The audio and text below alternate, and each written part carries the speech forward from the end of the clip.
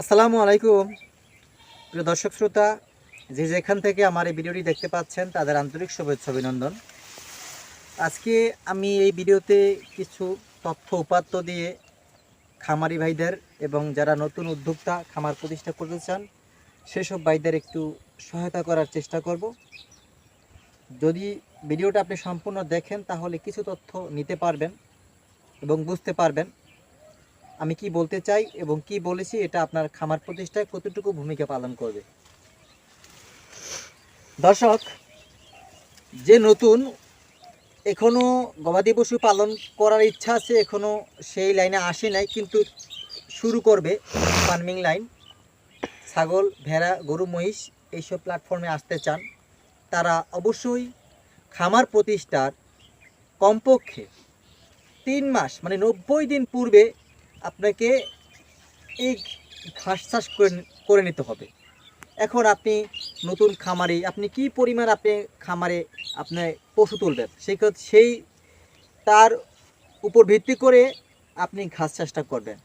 যদি মনে করেন আপনি 4টে বা ধরেন 2 থেকে 4টি গাভী কিনবেন, বড় জাতের গাভী কিনে শুরু করতে চান, সেই ক্ষেত্রে আপনাকে হাইব্রিড জাতের কিছু ঘাসের কাটিং সংগ্রহ করে ঘাস চাষ করে নিতে হবে। যেমন এই ঘাসটা হচ্ছে ইন্দোনেশিয়ান স্মার্ট নেপিয়ার ঘাস। এখানে প্রায় 30 শতক জমিতে ঘাসটা করেছি। আমার এই 30 শতক জমিতে দ্বারা অনায়াসে বড় জাতের কমপক্ষে 4 থেকে 5টি গরু বাড়ি গাভী সার্ভিস দিতে পারবো এই 30 শতক জমি দিয়ে।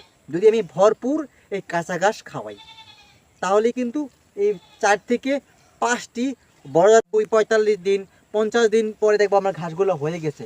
তখন ওই টাইমে যদি আমি গাভী তুলি শুরু করি, আমার 30 শতকের শেষ প্রান্তে যখন যাব তখন দেন পুনরায় আবার আমার পিছনে দেখবো যে আবার ঘাস কেটে খাওয়ার উপযোগী হয়ে গেছে। এটাই হচ্ছে হাইব্রিড জাতের ঘাসের বৈশিষ্ট্য। আপনি যত কাটবেন ঘাসটা ঠিক ততবারই আপনার ফলন পাবেন। সেই ক্ষেত্রে এই ঘাসটা পরিচালনায় বেশি আপনার খরচ হয় না। শুধু ঘাস কাটার পরেই আপনাকে একটু জৈব সার দিতে হবে অথবা একটু ইউরিয়া সার প্রয়োগ করে দিবেন, ঘাসটা সতেজভাবে আবার বেড়ে উঠবে। এই কাঁচা ঘাসের উপর নির্ভর করে আপনি যদি প্রথম অবস্থায় গবাদি পশু পালন করা শুরু করেন, আশা করা যায় খুব অল্প খরচে আপনি এগিয়ে যাবেন। আর কাঁচা ঘাসের উপর ভিত্তি করেন ডেইরি ফার্ম যারা আছে, গাভী পালন করেন তারা, কারণ কাঁচা ঘাসের বিকল্প নাই কোনো। গাভীর দুধ বৃদ্ধিতে অনেক সহায়তা পালন করে। সেই ক্ষেত্রে ইন্দোনেশিয়ান স্মার্ট নেপিয়ার অন্যতম ভূমিকা পালন করে। এই ঘাসটাতে রয়েছে প্রচুর পরিমাণ পাতা, এত বেশি পাতা যে এটা গবাদি পশু অনেক পছন্দ করে।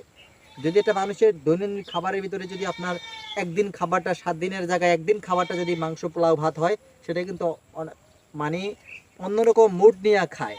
সেই ক্ষেত্রে প্রত্যেকটা গবাদি পশুর খাবারের একটা পছন্দ আছে। আমি দেখেছি যত ঘাস আমরা গবাদি পশুকে খাওয়াইছি সবচেয়ে মজা পাইছে ইন্দোনেশিয়ান স্মার্ট নেপিয়ার ঘাসটা। কীভাবে বললাম?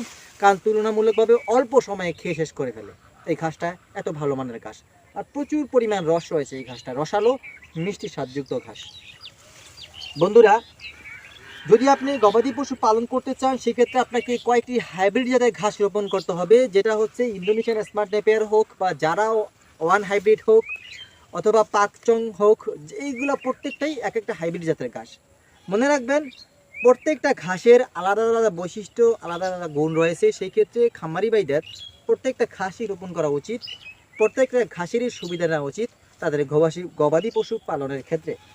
এখন আমি এই যে ঘাসটা আমি উৎপাদন করেছি, ঘাস গবাদি পশুর খাদ্যের চাহিদা পূরণ করার জন্য এবং আমার বাংলাদেশের বিভিন্ন জেলায় উপজেলায় অনেক নতুন খামারি আছেন এবং খামার গড়ে তুলতে চান, সেই সব ভাইদের আমি কাটিং দেওয়ার জন্য কিন্তু এই প্রজেক্টটা করা এবং ঘাসটিকে একটু পরিপক্ক করা, কাটিং বিক্রি করার উদ্দেশ্যে যাতে আমার খামারি ভাইরা খুব সহজেই কাটিং ক্রয় করতে পারেন। সেটা হচ্ছে ভেজালহীন কাটিং, নাম্বার 1 কাটিং।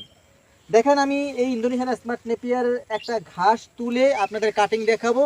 আমার এই ঘাসের জমির কাটিংগুলো কতটা পরিপক্ক সেটা দেখাবো আমি একটু।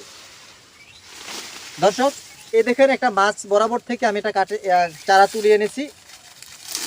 আসলে এটা আমি কাটার নিয়ে আসিনি, সেক্ষেত্রে আবার ছিঁড়ে তুলতে হয়েছে। এই দেখেন এটা হচ্ছে আমি আমি একটু দেখেন, এই শুকনা পাতা হয়ে গেছে অলরেডি, কারণ এটা পরিপক্ক করেছি বেঁধে কিন্তু পাতাটা শুকানোর সময় দিয়েছি আমি। কারণ আমার যারা গ্রাহকরা খামারিরা আমার থেকে কাটিং সংগ্রহ করবেন, তারা যাতে প্রতারিত না হন, তারা যাতে পরিপক্ক কাটিং পান, সেই লক্ষ্যে কিন্তু আমার খাসটা একেবারে 100% করে নিতেছি সকল খামারি ভাইদের জন্য।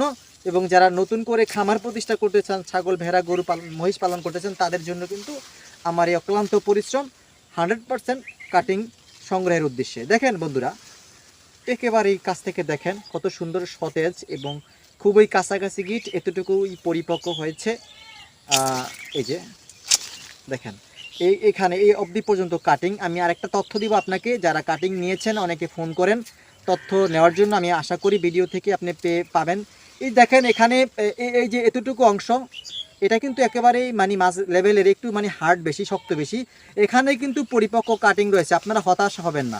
এই দেখেন একেবারে চোখগুলা কিন্তু ভাসা ভাসা, মানে এই ঘাসের প্রত্যেকটা চোখ কিন্তু ভাসা ভাসা থাকে। সেক্ষেত্রে আপনাকে এই গোড়াটা একটু পানিতে বেশি করে ভিজিয়ে রাখবেন, প্রায় 2-4 ঘন্টা ভিজিয়ে রাখার পরে জাগ দিবেন। আর এটা কিন্তু অটোমেটিক্যালি কিন্তু তাড়াতাড়ি বের হয়ে যাবে।